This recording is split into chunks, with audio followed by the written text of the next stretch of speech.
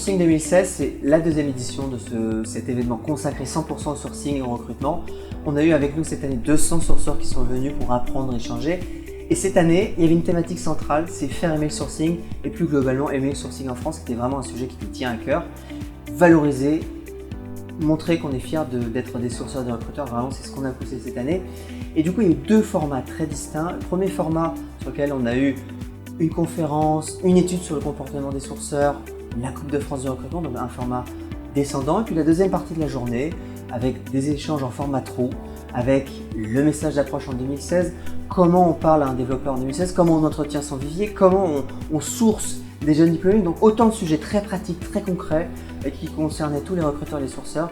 Et je peux vous dire effectivement que cette année, ça a été particulièrement animé avec des débats très chaleureux, mais en tout cas le tout dans une bonne ambiance et le tout aussi pour vraiment mettre en avant le métier du sourcing, qui est un métier qui est vraiment très important.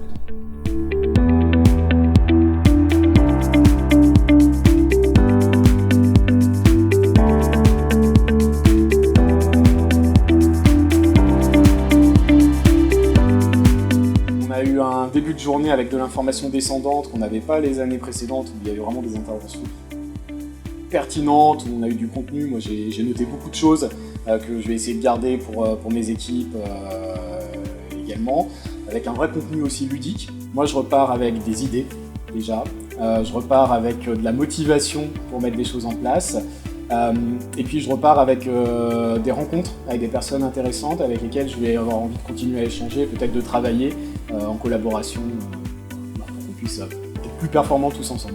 On sort avec un certain nombre d'éléments, notamment moi ma conférence était sur les KPI et sur le ROI, donc ça donne pas mal d'idées qu'on peut utiliser de retour au bureau.